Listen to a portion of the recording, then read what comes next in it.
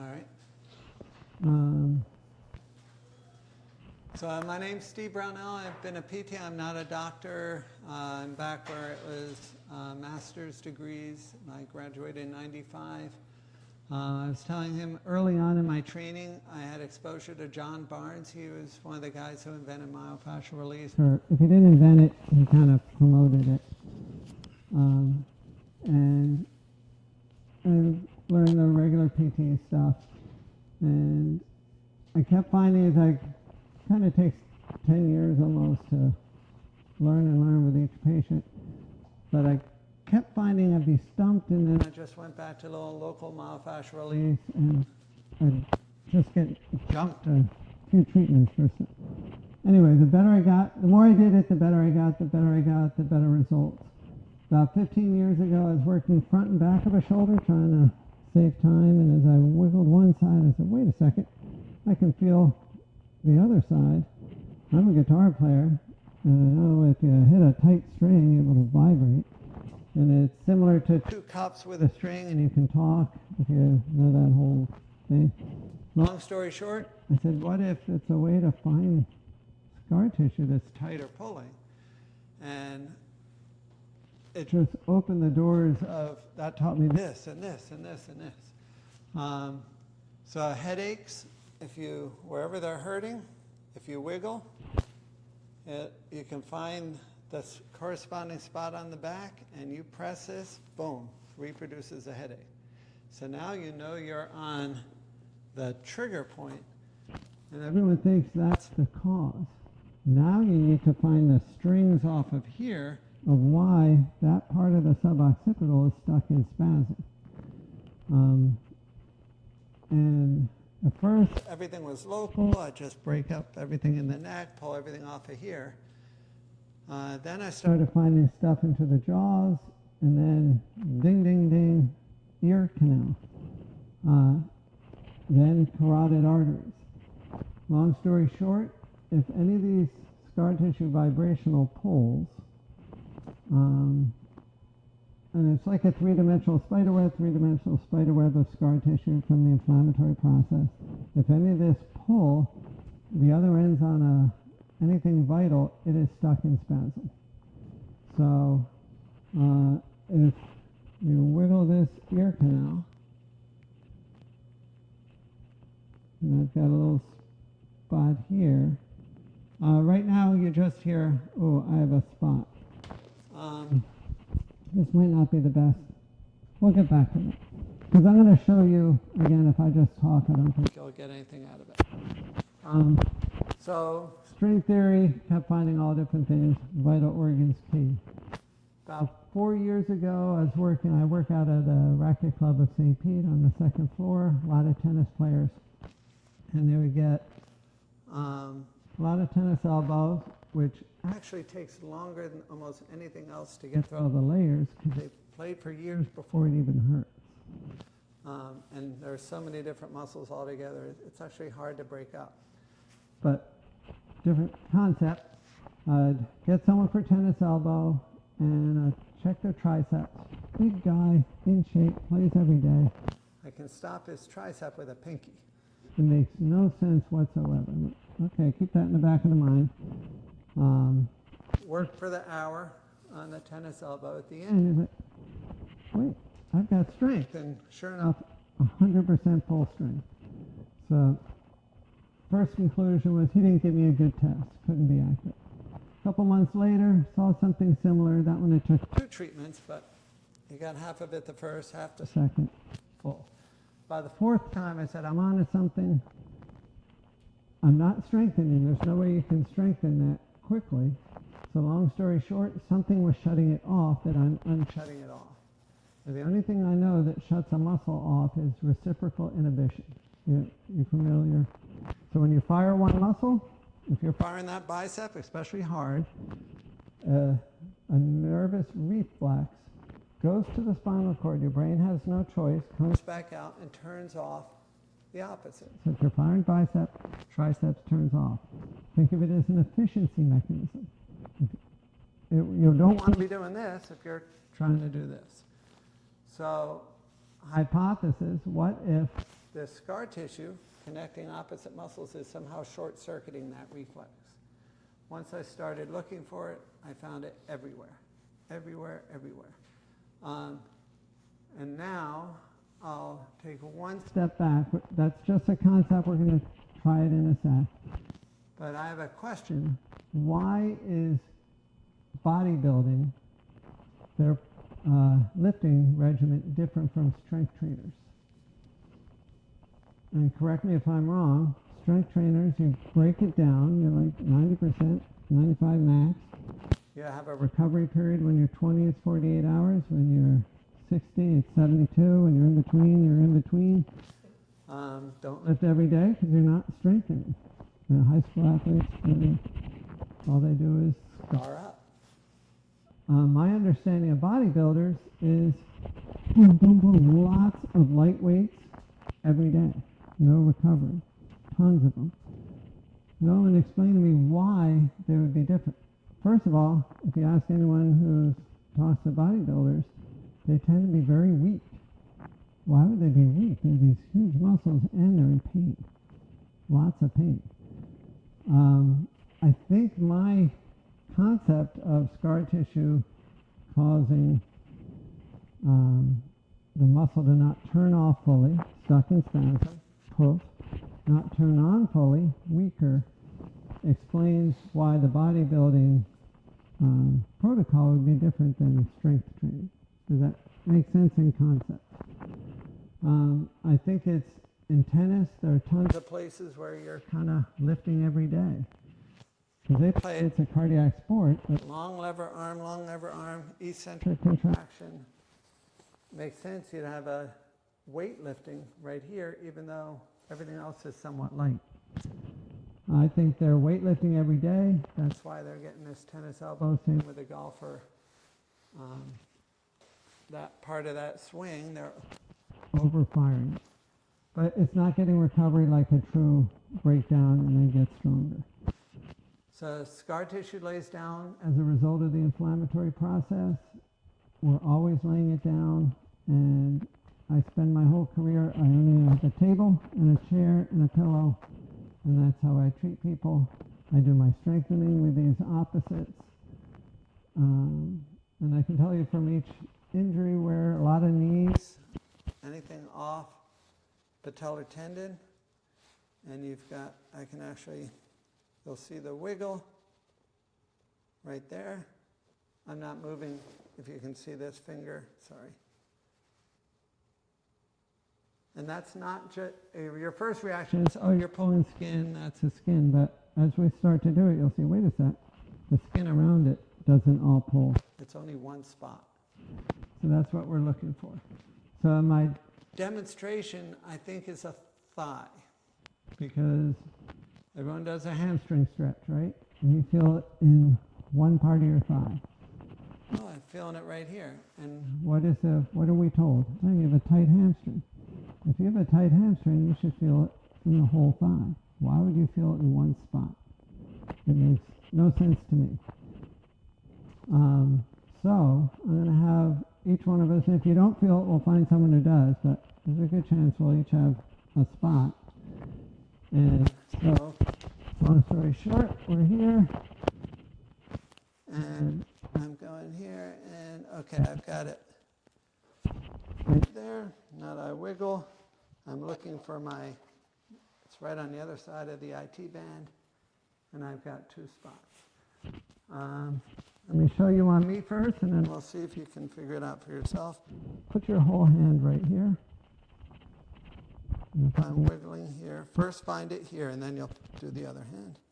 Do you feel a little vibration right there? Where it vibrates the most, put your finger tips. Now put this hand flat, listen. Now wiggle this away. Are you starting to feel? And I can feel it through your hand, do it again. Right there. Does that make sense? Want to try? So your quadricep and then the hamstring, because they're reciprocal muscles of each other? Opposite muscles. So, Here? let's see. I'll find exactly just by doing that. There it is. So I'll be here. You find where it is on the front. Okay. Feel it where it vibrates the most? Yep. I think it's right under there. Put your fingertips there. Now put your hand here, the whole hand, flat so you can listen to everything. Now you wiggle here and see if you feel it where it's happening here. Slightly. Yeah. It's mild, Right. right? Yeah. And so you're on both sides, and then you just sit there and hold it for 5-10 minutes. Actually, Why 5-10 minutes? I don't know how many layers you have. We're going to try to break it free right now.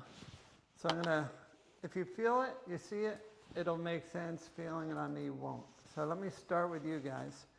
If everyone can, maybe on a seat or something, just try a straight leg, hamstring. If someone's particularly short, especially one side versus the other, I can check the range, and we'll find also after we're done, you've gained about 5-7 degrees. So essentially, what are we trying to feel? We're When you do a hamstring stretch, is there one spot in the hamstring where you feel it more than the rest? like the pool? Yes. You're referring to the pool, okay? Yeah. Yeah, lateral definitely. Is it the whole thing? Is there one spot? More on the lateral head of the hamstring. Yeah. So then, Biceps femoris. yeah, then you get on that. Section of the hamstring. The other way, once you have a spot, relax and try feeling, and you'll see that spot is rigid compared to around it, i.e. it can't turn off. So another thing, When you have those tight hamstring bands that never turn off, you need to clear them through the front of the knee. Are you able to find a spot? Okay. Worst first. And let's see, I think you can do it right in the chair. That's easiest to reach. No, sit in the chair. Do you remember where it was, or I can hold it up? I've got one high up on the Okay. tendon and one lower the muscle. Let's do the muscle. That'll be the easier. So right around here. And now put your hand on the top. Just vibrate the quad. Hold on. And now relax. Once you have this, you don't need the straight leg raise. I know where it is. Feel it right under here. Try it again. Yeah, it's very subtle.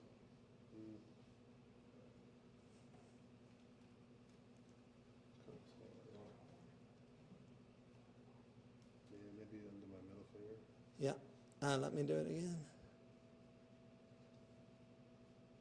Yeah, I've got right here, right above the. So if you have one hand here and one hand above, put one here. And you're pushing that away moderately. You're not breaking a record. I've got this one here, and you're just holding. Once you're on it, after about a couple minutes, if one edge starts to almost feel like it's spinning, it means these guys are letting go. Just kind of gently go with it. Don't force it. If that opens, then it might wait a little bit, and then this side might go, and eventually the middle. When you say an open, are you referring to muscle fibers opening, or are you saying scar tissues opening? Cross links of extra collagen that was laid down from inflammation, so scar tissue. Scar tissue? So I think scar tissue, you get a web. Scar tissue. Everything to, I say scar tissue, it's also the gristle in a bad piece of meat, if you want to know exactly what it is. You got shorts? Yep. Right there? Right there. Okay. If you haven't found it yet, can I show you, since he has, hop on, it's okay, right? Sorry. Thank you. I need to ask. Absolutely. Relax, you're listening. You are taking up the slack, but it's relaxed. I'll go over your hand. I think it's there. Do you feel it? Let me try. I feel it more here. Yeah, you're right there. Right here? Yeah. Yeah, you were correct. Got Yeah, it? I can feel it there. So, and now go a little further over. It's not the same. See how it's worse here than it was even that close. Yeah, now I just feel you moving, like I Right. feel the muscle, I don't feel. But this has a different feel. It's deeper. It's deeper, and- it's more. It's also rigid. It's Yeah. stuck in spasm. It's not relaxed. Can I show you this? Is it okay to show one more? Thank you so much. Yeah, of course. So I'm on the underside. Just put a flat hand here and just listen. You can see the fingers moving for one. Okay. So if you hold it still, you feel it more. See that? Mhm. If you go even further around it, relax. Remember, we're listening, we're not treating. See how it's more here than here? Yeah, I just feel skin moving on Yeah, that section. but here you feel it deeper. Yeah. And it's firmer. Mm-hmm. That's what we're looking for. So you can grab both sides. You can actually do that sitting. Keep your spots. Can you grab it with your hand? And good, have a seat. And it takes a little time. Let's find yours. And so would you have them, would you be doing this in sitting, or would you have them how I just was and you're I'm doing it what helps my back. So they'll be on the table with their thigh bent, some straight, some bent, depending on where they feel it and when they feel it. And where do you feel it? I think. By the way, more right here. Okay. More right Yeah. there. And it's pretty tight. It could be outside, it could be inside. I got it out. And I got it right here. You're one of the outliers, Feel that? one of the weirdos. I feel a little bit more right there. Oh, that tight band? At least that's what's pulled. That's what I feel when Yeah. I'm pulling. This band right there? That band? Yeah. Okay. I'm just double checking.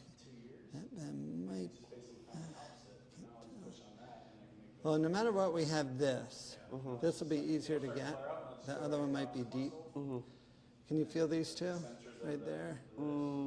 Get that. Oh, you don't feel this with a hamstring stretch? No. Yeah, then it won't do any good not to get the worst I feel first. right there. All right.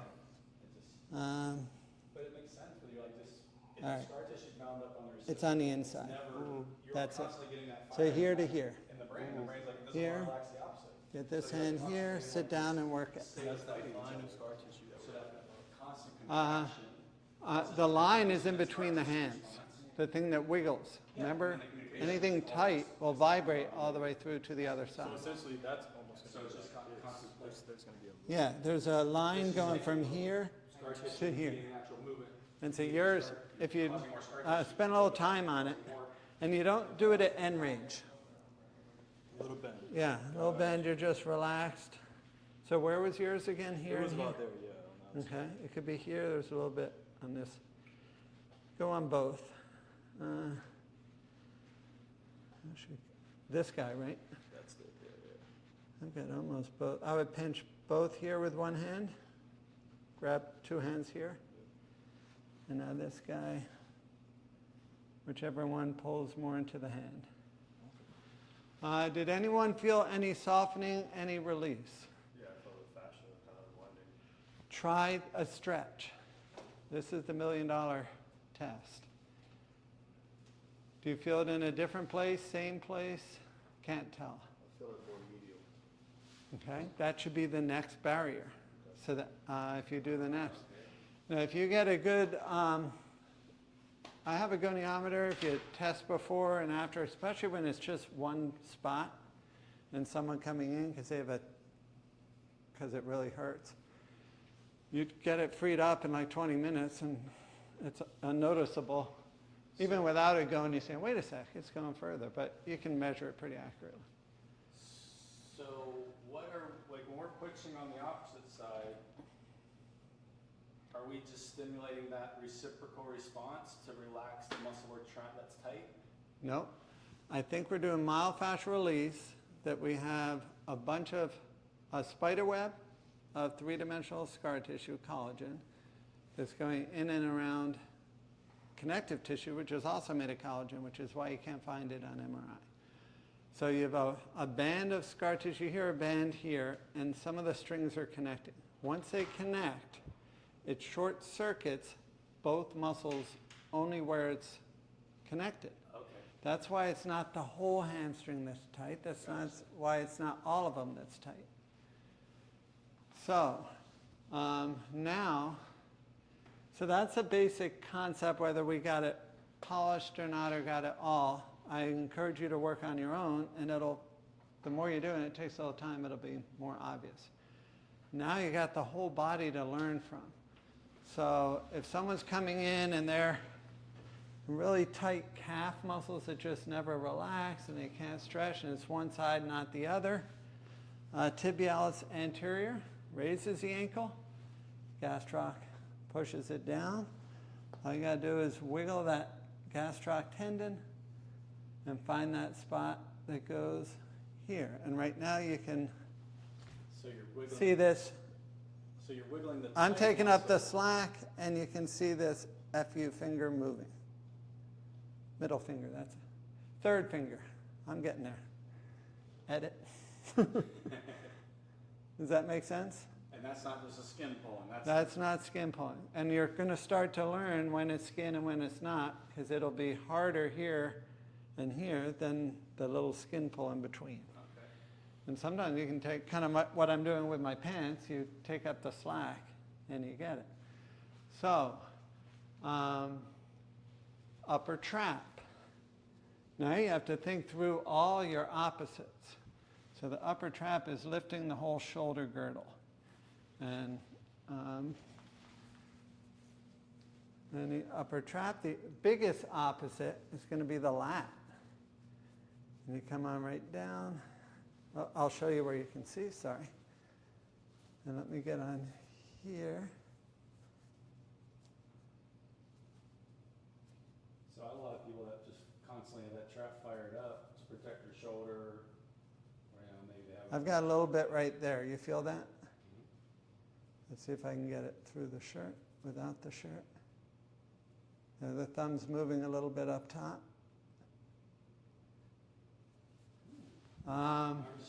So that would be trap.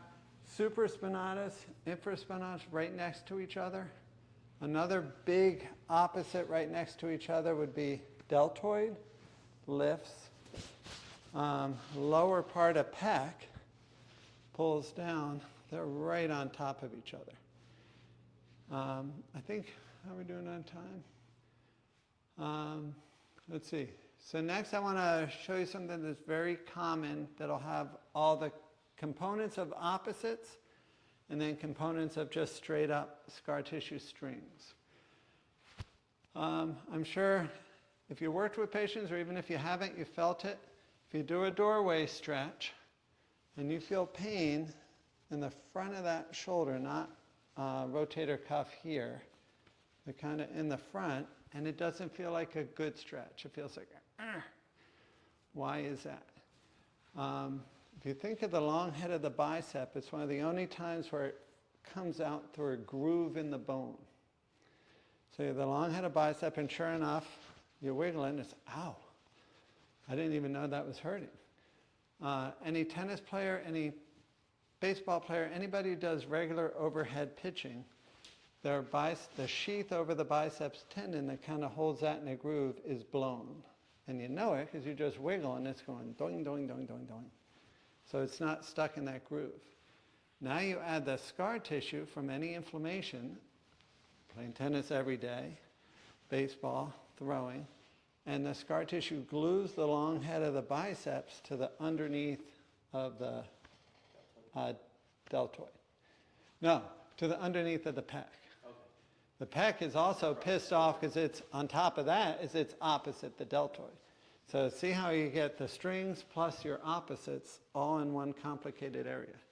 The way you know to get into that, they do a doorway stretch and one of them is just and one's ah. We did this the night I was here, the African American, I forget his name. You're good. Doorway stretch hurt right here, and in 20 minutes we had it freed up. So long story short, you want to free up the bottom of that pec to the biceps tendon, and it's very common for any overhead athlete to have that ground in. I treated a player I've only done 2 pros. One was a relief pitcher. He had had all the therapy, the cupping, the everything else. All his muscles were jello, i.e. none of this opposite stuck in spasm, except for biceps tendon and except for right where the opposites of the delt and the pec had lines. So they can go straight up and down and break that up, but they're not getting the lines, if that makes sense. And what are the lines again? The scar tissue strings that we find with vibration. So if something's pulling here, it can literally pull that. It can be under the pec, or it can have a line go into it, pulling it around. Does anybody have a shoulder where it hurts a little bit to do a doorway stretch in the front of the shoulder? Yeah, just going back, Mike. It would be higher than lower. Sorry, up here would be worse than here because the pec would pull it harder. Well, mine's tight because I had surgery, so I'm sure there's always What was your surgery? The labrum from 2 o'clock all the way around to 11 was all okay. anchored back in. So I got eight anchors. But relax. Is that tender? Oh yeah. He might be a good one. Do you mind lying on the table, shirt off? No. Oh wait, before we do, can you just hop in the door really quick and see if... Pre-stretch? Or Use the wall. Yeah, that works. If you get both sides, you can tell one versus the other. Can you feel it on that side versus the other? I feel more tension. In the front? Yeah. Yep. And then we'll see at the end. Yeah. And a little wincy, and the biggest thing is not a good stretch. The body says, Yeah. Any stretching with the it's trying to tell you to protect, and we love to push through it, but. All right, lie on your back. What's telling you to protect your brain or your joint? The body wants to protect the tendon from being yanked into that bony groove. So that's why it's saying, no, this isn't fun, don't go further. We're not helping me. Similar, there's a concept I tell all my patients, I've already told Chris. When you press on the upper trap, it says, ow, and it says, ooh, keep doing that. I call that a good pain. So we're working with the body. Finger on a burner, it says, get the hell out. That's a bad pain. Sometimes we don't know if it's good or bad. I don't know. Well, hop off for a sec. Did it go back to baseline? Yeah. All right, at least we're not doing harm. When it's good pain, and I want that, I know, A, I'm on the right track, I'm not wasting time, and B, I know it's safe. That there's no protection going on, green light. That doesn't mean I go super hard, but I keep going. A lot of this is patience, and it's not quick treatment, so I'm not sure it's perfectly marketable. You mean it doesn't fix your pain with a pill or an injection? Or one treatment? All right. Can we go through and do 5 quick of these? Do what? He said yes. Yes. Oh, you're asking me. Sure. Can you just see if you can roll right over that? Go for it. Fingertip. Don't kill him. I won't kill him. You have to be fingertip. It's right there, yeah, Chris? Yeah. You can feel Yeah. that bar. And see how it moves. You can push it one way or Yeah, another. And who's next? Sorry. I guess my... I think you're too far over. I think it's right in. Yep. Feel going over it? See how it's moving. In a perfect world, it should be kind of stuck in there. That's different. That's part of the delt. Okay, so I'm moving the delt here by doing this. I'm seeing it there. Probably. Let me feel. Ooh, good eye. Yeah.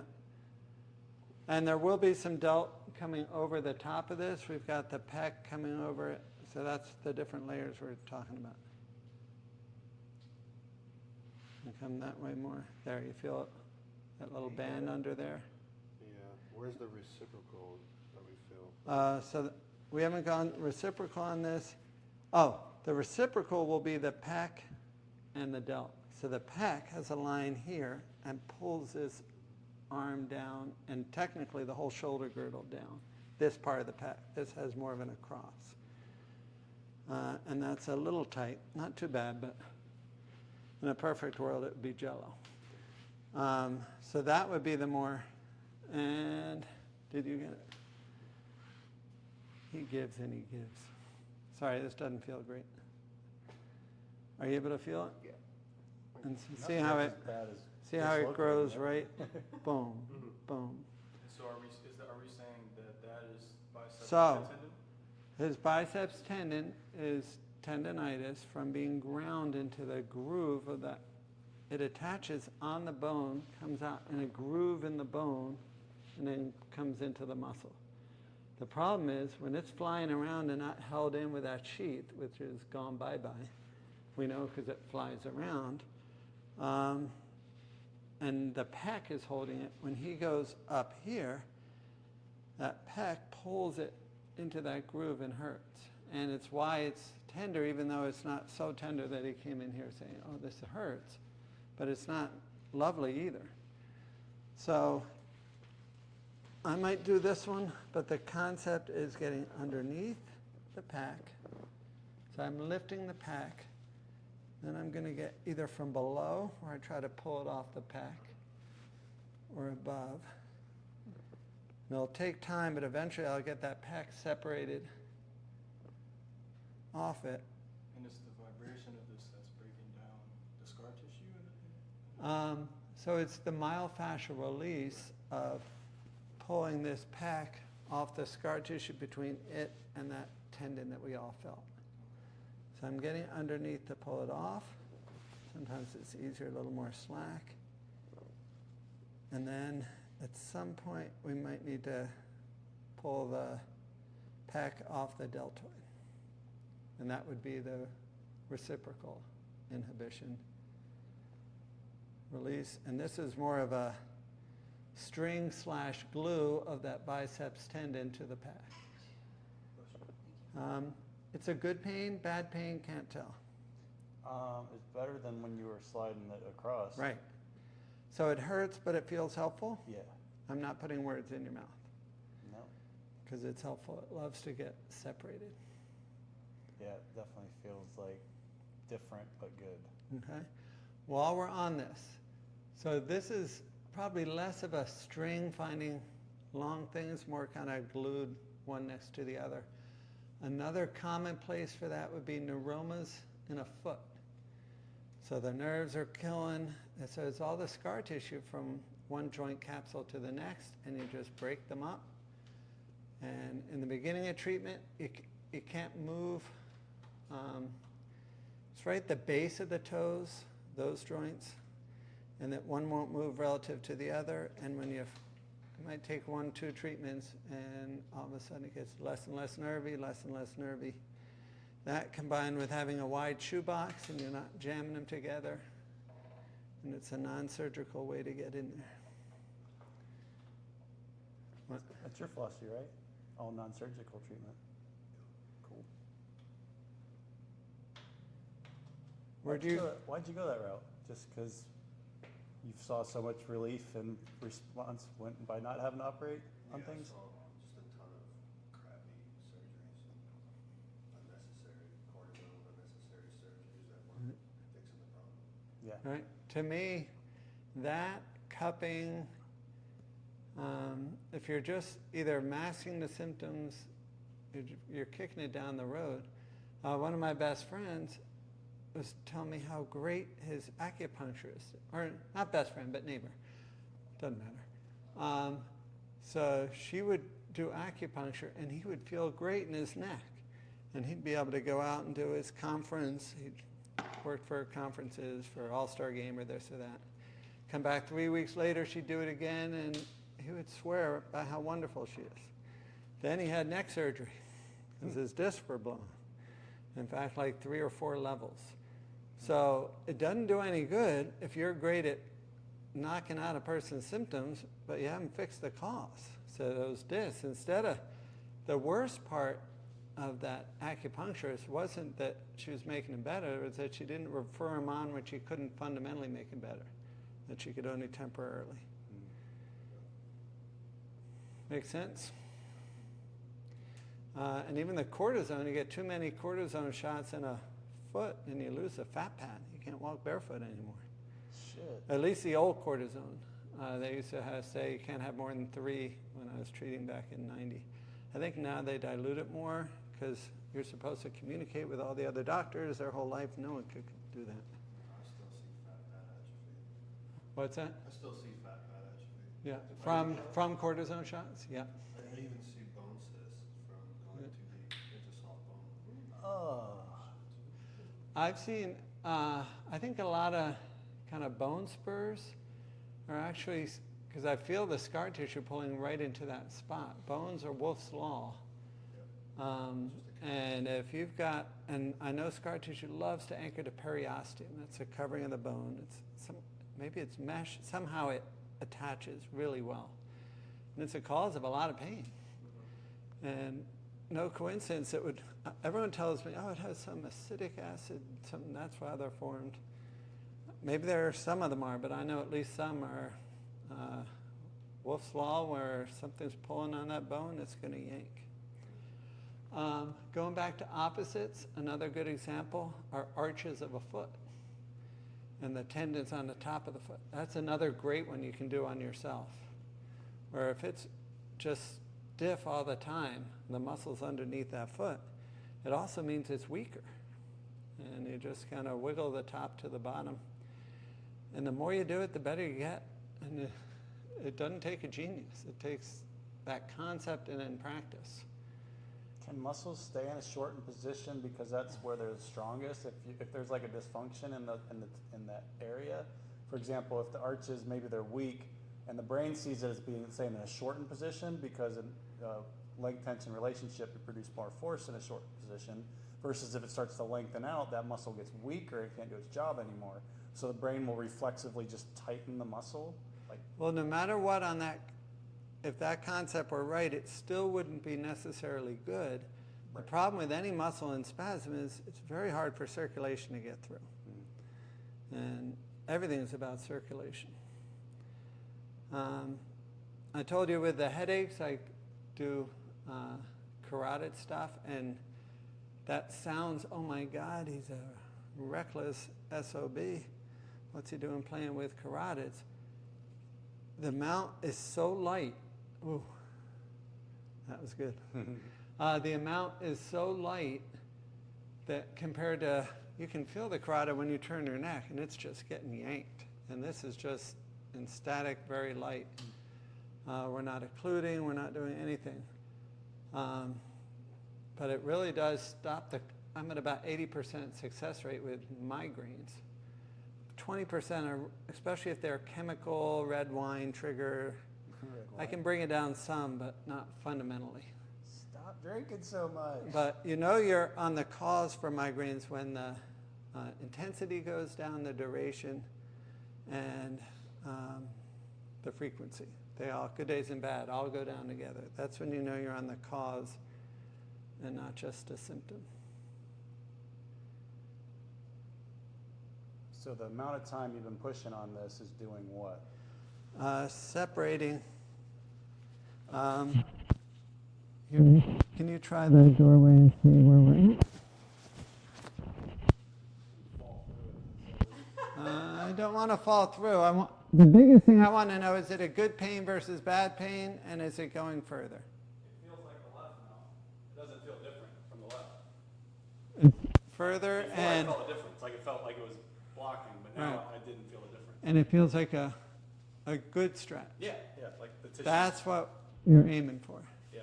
And before it felt like I got to a point that just now the pain started. The more I leaned into it, the more the pain increased. Now the more I lean into it, just the pain's not there. right. But now think of all the stretching we have people doing into bad pain. Yeah. You're grinding every time, so you're inflaming it. Now hopefully you can, either way, a lighter would be better than heavier, that maybe you can break it up without carving or pissing off that biceps tendon too much. So Thank you. For the modeling. you all felt it, it kind of makes sense, and no one thinks of that tendon in that groove. So do most people over time just lose that sheath because of just, If you do a lot of overhead, okay. and implement, where you're doing it every day, and long story short, So my you're last breaking surgery- it down, You're not getting recovery. yeah, they would have trouble. Lower years. But More you're regular. okay as long as it didn't bind down on you, but in general, it's a common spot and people don't think about it, and it's all scar tissue. Well, I think so many people have shoulder issues as we get older, just from bad patterns, posture, or whatever. And then they stop lifting their arm over their head, and then it gets frozen, and then it's like, you know, they're like, they're lifting their arm like this. Mhm. So, like, that's no way to live. So one other thing, so I'm just trying to show you how scar tissue is kind of involved in everything, but so is inflammation. And if it's a chondroblast or scent as part of the inflammatory process, it's going to have a consequence. We were talking before you came about bladders, and somebody asked about pelvic floor and leakage. That I don't think is connected to scar tissue, but Kegel and stuff should work for that. More muscle. But going to the bathroom 3 or 4 times a night, you free this up in 1 or 2 visits, and it can go to 1 or none, about 80% of the time. There's 20% that might have true mechanical or pathological diseases, but on the whole, it's duct tape from the pubic bone to the water balloon of a bladder, and if it has duct tape, it can't expand, and it can't even contract fully. And it's pretty dramatic and pretty quick. And a lot of this stuff, you get to have the hypothesis, like right now. I didn't know for sure. It made sense, and I was looking for it because I knew it was common. But whatever you're doing, a hypothesis, you treat, then you check. And to know right away, you start learning pretty quickly. That's how I learned the migraines, that's how I learned the feet. Knees have gotten a lot easier. Tennis elbow is harder. To me, a knee, it's first you just clear things off the joint capsule. They'll pull on the joint capsule. From the inside, the meniscus will adhere to the joint capsule. I've had people who couldn't get surgery for a locked knee, where we're supposed to send ortho, because mechanically it's getting stuck in there, and then when it frees up, then all of a sudden it goes. She couldn't The heart issues, and we just cleared everything out, and frequency of the locking less, and then none. So it still wasn't adhered, but it wasn't getting pulled out of place, if that makes sense. Yeah, I had scar tissue, and I went through 3 months not being able to walk. I went through hours of, first I started out with alternative, and then everyone For was- what? I'm sorry. I couldn't walk. I literally, my leg, I was dragging it, and nobody could. My mother has neurological disease, and her neurological disease took action the same week that I lost use of my left leg. So my head goes in all these, then I end up in the emergency room because everyone gets too wound up. Come to find out, I went to somebody and I had scar tissue, and I don't know the exact name of the nerve that was caught in my tibia. That was stopping all mobility of my leg. When I say dragging, I was walking, I walked like this into the emergency room. Oh my goodness. Nobody could, and it was all this, and so we worked on scar tissue, and that everybody, because he was the only person that listened. Did he work up the thigh as well? We worked just on this. I need to go back. Actually, now that because he's in Sarasota, so it's. But now that I know you, but I didn't have full strength for 6 months. I was getting strength back. I found him, and then finally, now I feel like my leg is normal, and it was because of long overdue. Because I was getting a pain here. Nobody could figure out what it was, and it was scar tissue. I guess it got encapsulated somewhere, and it just nobody. I went to so many people. And I thought I had neurological, but that's all I could think of. I'm like, oh my God, I have my mom's disease. It's good they got it in time. I have a patient just last month. He's on his own now. They didn't solve it. They did surgery, and he just had a dropped foot. And it was pinched long enough that they couldn't get it back. Wow. So then I got him like 5 months after. Somebody told him about me. I was able to get him to lift it up to neutral, but there were still dead fibers in the nerve, but I was able to free up some. I was doing opposites. I was clearing a lot of that surgery site of where they went in there. And normally it's from the back anytime you have a sciatic. They thought it was That sad. he had drop foot, but they didn't address any surgery, anything for the back. I also taught him how to do his disc and everything else, but I got there too late. But he did not need the brace at the end, but we still used it just for safety. Yeah, I thank God I found them because obviously they were going to go down all sorts of other crazy routes. And I'm like, oh, I don't know. Something in my gut was like, no, it's not sciatica, it's not neurological. And I'm like, I'm going to keep looking. And I've got 3 patients. I don't have tons, so it's weird. Right now I have a run. You know, you get things in groups. 3 patients where the thighs are just locked up, tons of pain. And you have to, the glutes and the long head of biceps is key. Flexion, extension, that's a big opposite, and that's a long string. But you can feel it, and you want this to be loose. It shouldn't be this locked. And I used to walk one leg like this. I always wondered why it was sticking out. And finally, once I learned opposites, eventually broke through on the hips. Some chronic back pain is just opposite the abs. It's very light if you're on here, very, very light in general. Any other thoughts of something where you either have trouble with or frustrating cases that I'm wondering if I've seen it from the, and I know there are lots of other ways and mine aren't always the correct way. Right now I'm actually focusing on myself. I've had some bowing my entire life. I'm trying to correct that actually. So I wonder what your thoughts are on that and how to address that. My You thought, can actually see it visually. I do see the bowing, but the bowing is skeletal. Right, and that's wolf, right? The pulling on the muscle is going to lay down more calcium. That might be more genetic. I bet your mother and maybe your grandparents.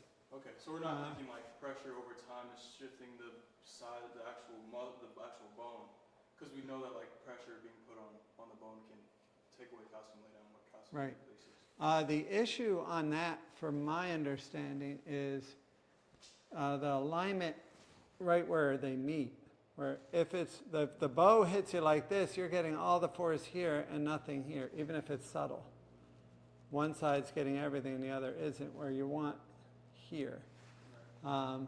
Sometimes bottom up, either arch supports or something may or may not be able to help that. Interesting. Do you have any symptoms like pain or anything Yeah, posterior medial knee on both sides? just the right side. Okay. I don't think that's from your bowing. I think that's very common opposites of either go to the quad, whatever that spot is that hurts, wiggle. Anything on a tendon is opposite. It's any part of this. So you want to clear the patellar tendon first. You can do the outside of the kneecap and then any quad off of there. And while you're watching TV. Yeah. And you don't have to be at end range. You don't have to be, in fact, you do better when you have a little slack. It doesn't have to protect. So you probably have a lot of layers. I think you'll free that up from my experience. The other thing is just keeping the stabilizers of your ankles strong and the knee, where you don't do only walking, you kind of have some sideways functional training that would strengthen up and down the whole. And does that make sense from your? Yeah, I was thinking about the feet. There's something going on. High arches naturally, but I mean, if you bow, you're going to pull out anyways. Yeah, I mean, if you've got bowing, right, your medial joint is narrower, you could have a posterior arm medial meniscus injury causing compensatory tightness of the semimembranosus tendon. I see that a lot. That's what I was thinking with the hamstrings. Yeah. This would explain why I have pain in here. Yeah, I wish I would have brought my ultrasound. Oh, big old machine. Well, I got a handheld one. Oh, I was gonna say, Nice. Freddie's gonna I got 3 of carry them. this shit around. One other basic concept I find with ball and socket is, and even a saddle joint of the thumb, the concepts are the same, just a little more complicated. But a ball and a socket, and you have a joint capsule. If you have duct tape on one side of that joint capsule, i.e. scar tissue, it's enough to nudge it a little bit over. If it's nudged over, you can have break down arthritis here. So I get a lot of people with swollen fingers, especially if they're massage therapists, manual therapists. You free up the joint capsule, you get that scar tissue off. Even if you have arthritis under here and right there, you bring it back and you share the surface area the way it's designed, and it'll take 6 out of 10 pain down to 1 or none. Also, it just brings the swelling down. Scar tissue will dam up everything. Now the hardest thing are rheumatoid the systemic diseases. They're just hitting the whole body with inflammation, and that's roll up the sleeves. We got a lot of body parts, but it makes a big difference. The one thing, I had a dead-end road, Parkinson's. I know it's a neurologic disease, but I said, let me just try, because he was coming in with some real calf and quad tightness and pain. That's why the daughter brought him in, and I was able to free it up, and sure enough, he opened up his gait, especially with the hamstring, and I thought, oh, I had the greatest thing. But then all of a sudden I realized, and he came back the next day, that I didn't strengthen. He still has fundamental weakness from the disease. I just took away the muscles in spasm, but they were actually kind of holding him up. he didn't have the strength. He was all of a sudden getting A lot less stable. I gave him some balance exercises that we use for stroke patients, but I stopped pushing that one because I'm not helping. for one day I thought, I'm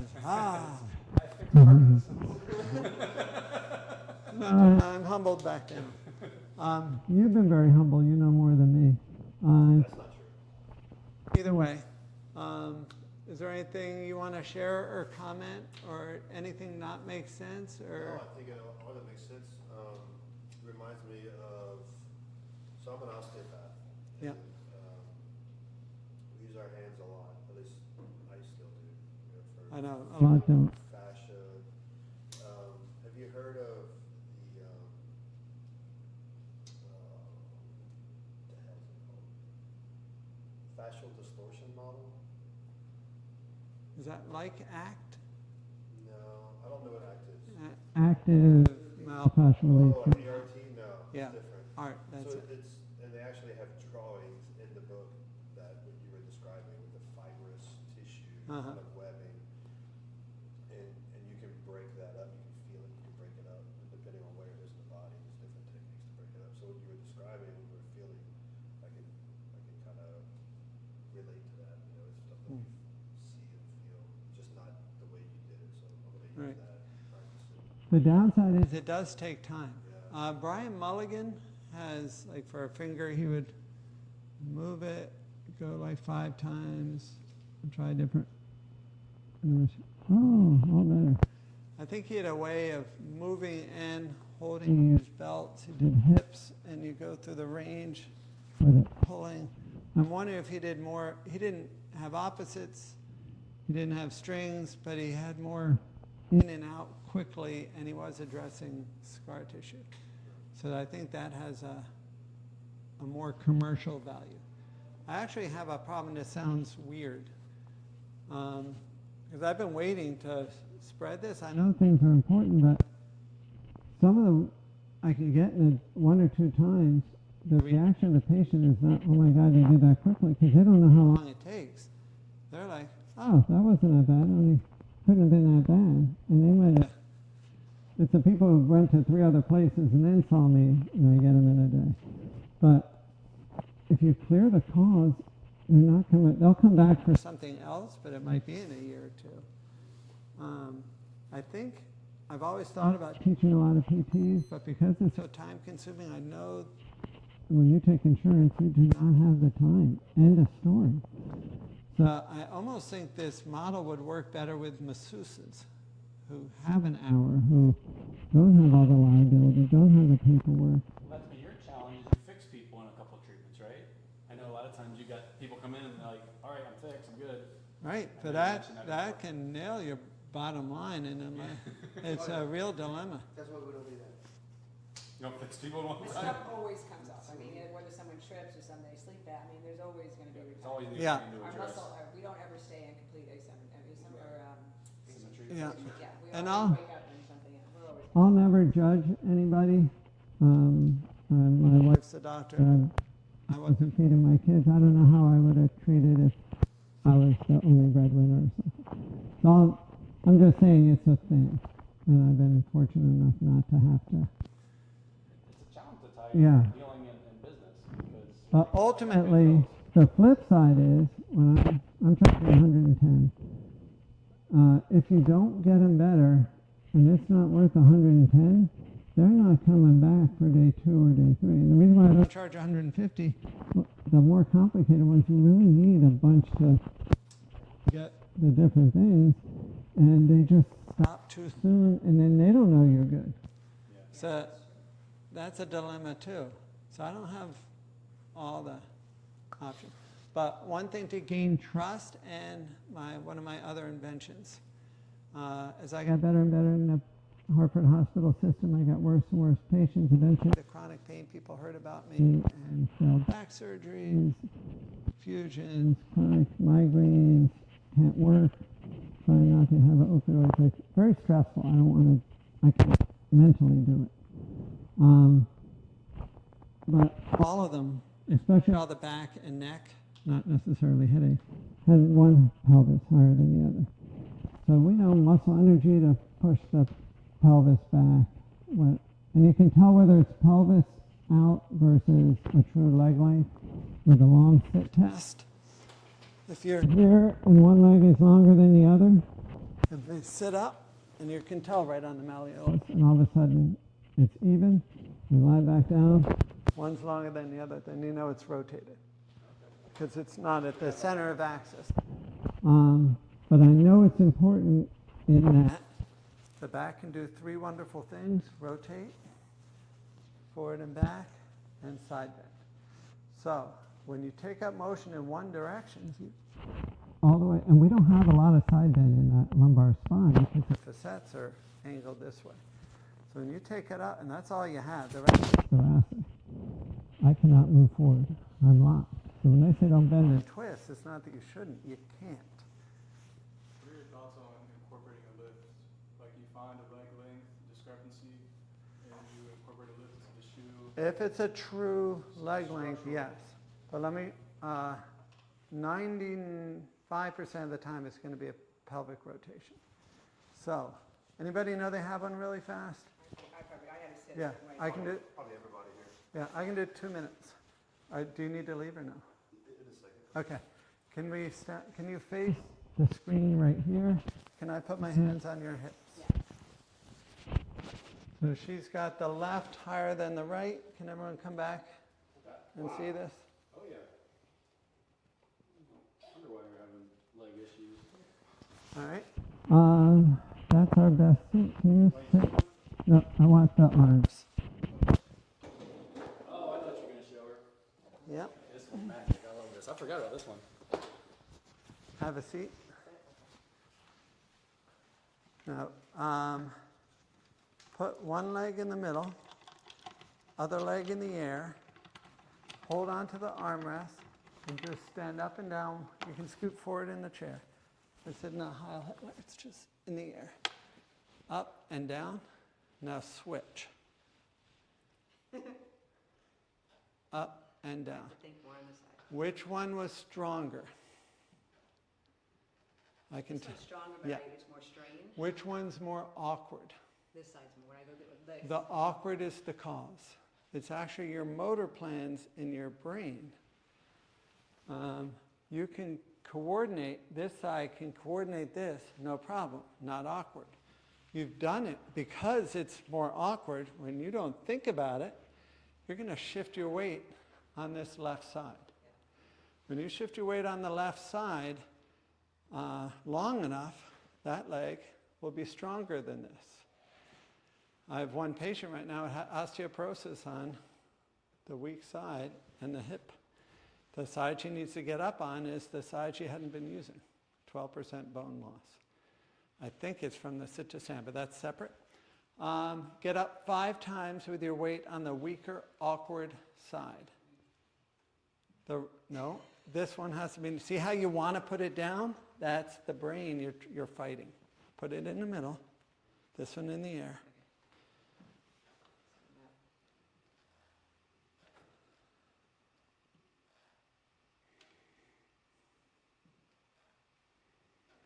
Is that 5?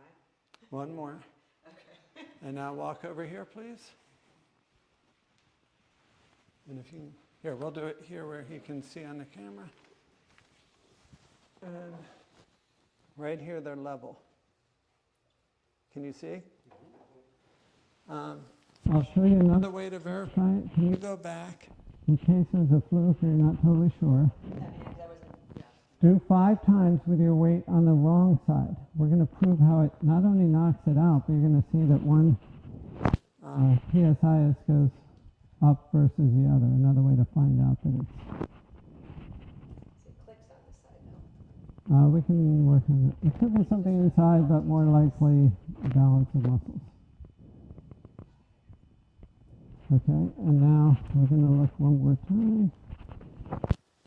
And which one is higher? Yeah. And bend forward. I have my hands on the PSI. See how the left come back up? Left goes first and furthest. Now we're going to go back here to the right Side again, and we'll put It shows you the left side knocks. knocks it out. That's her dominant side. We just proved it. And now, It's at 5 reps. 5 reps. And then I'll show you the protocol I developed. I remember you first taught me this, and I was like, that's it? That's all I gotta do? I saw someone in the chronic pain. I saw This large guy get up with all his weight on one side, and I knew he was like this on his pelvis. And I just left that patient. Try getting up one time on the other, and I checked. Whoop, do it again. Whoop, do it again. And then I just explored, and about half a year I had the protocol. Let's check it again.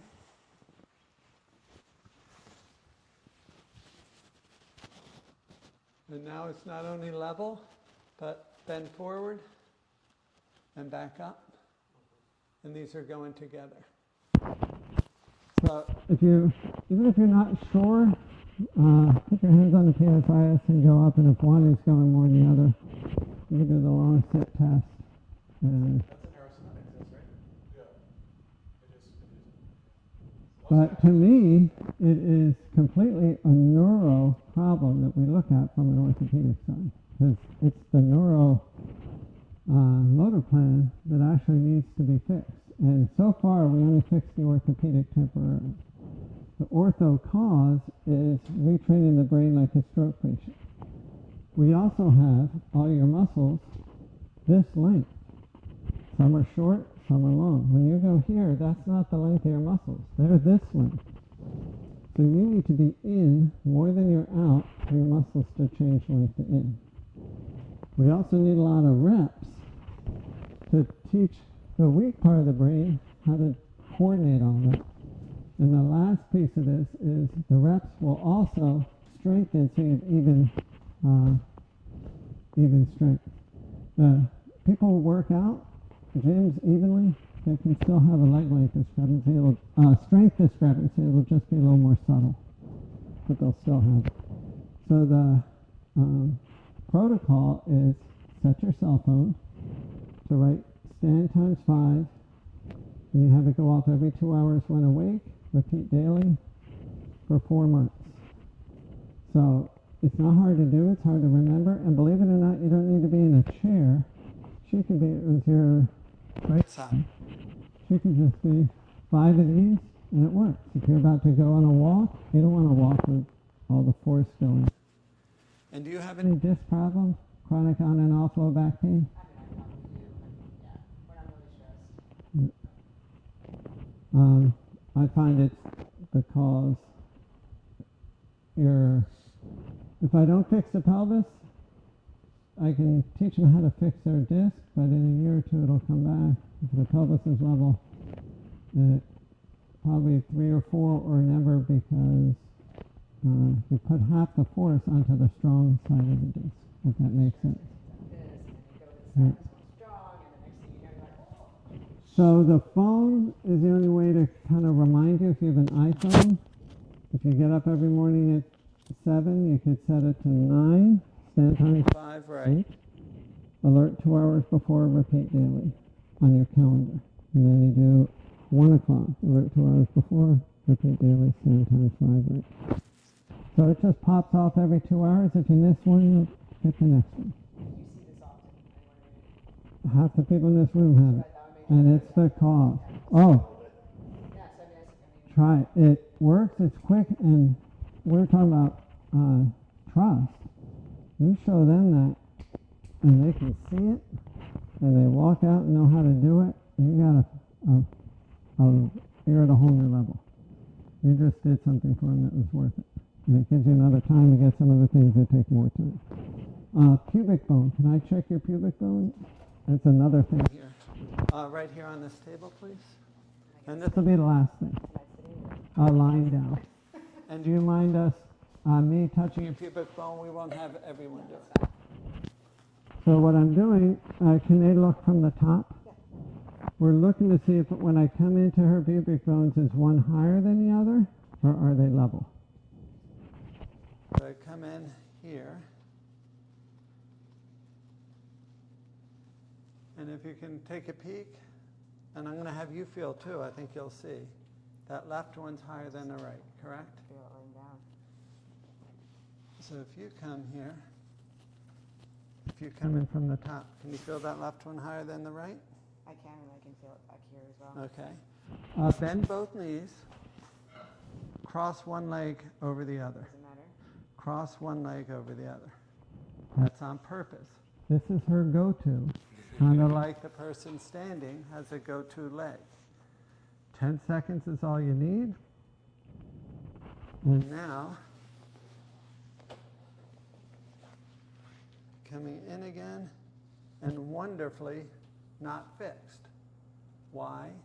That's what knocks it out. Her go-to, which is why I didn't ask on purpose. Okay. So now, Listen well. no, you did it right, and I didn't mean to be rude, but I can't get it otherwise.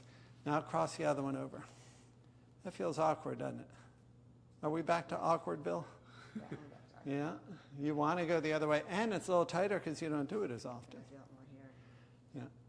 You've got stuff, and that was a click. A little bit to work on there. I think it's more opposites. I see a lot of here To the glutes. And 10 seconds is all you need. You can do it sitting. And, okay, thank you. And coming in, and we're level. And you can try it. See how you feel coming in. Oh, no, I just feel it when Yeah. my legs just feel. So, the reason why I bring this up along with this, the sit to stand, check them both at the same time, because that can be on their cell phone. Stand times 5 right, cross left over right. 10 seconds.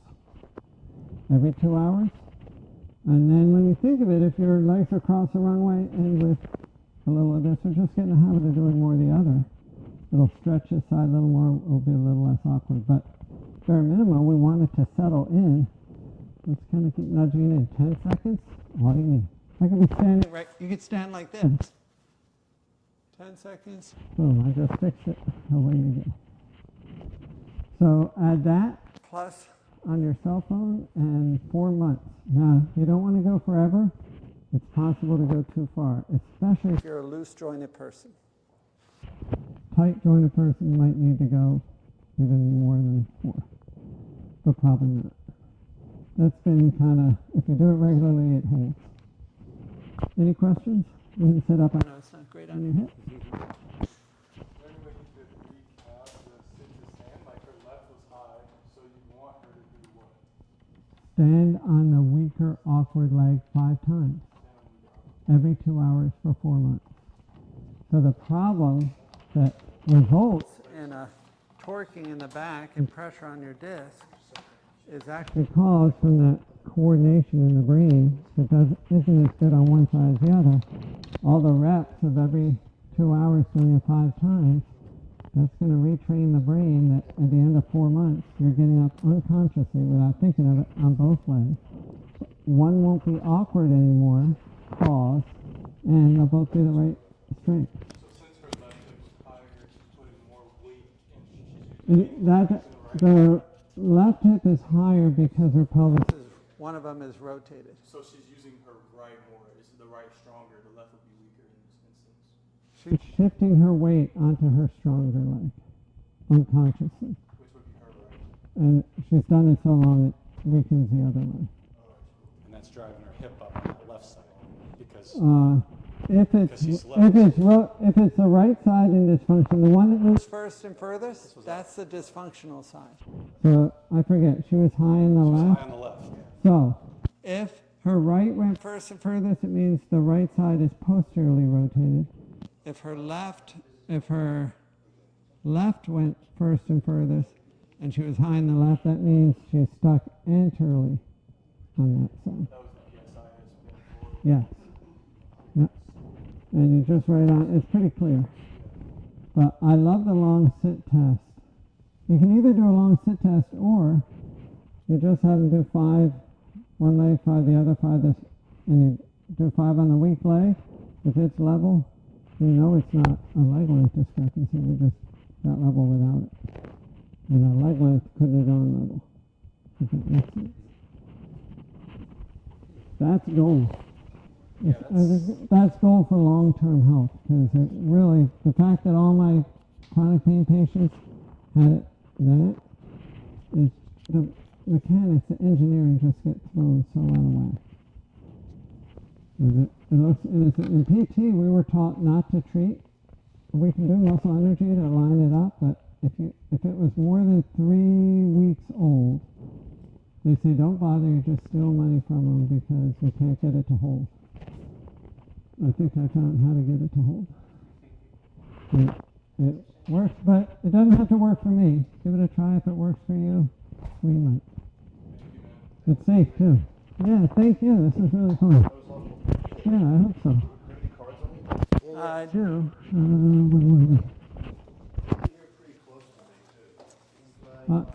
yeah, I'm up 47th 7th and 1st, 40 north, beyond the Publix over there, and then the Whole Foods. How many? I'm not here to get business. No, I know, but you're helpful. Yeah. I like to work with, Yeah. we're all cash too. Yeah. I like to work with other people that. Yeah, me too. I've never had anyone to share with. I came here. I was here 96, 2001. In Hartford on the desert for a while.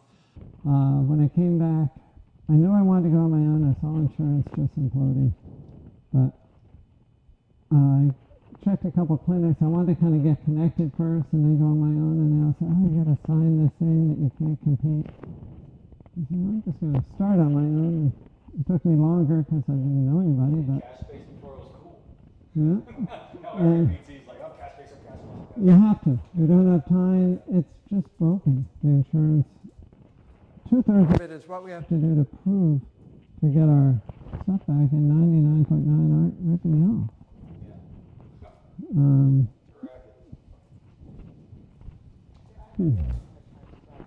Oh, Sure.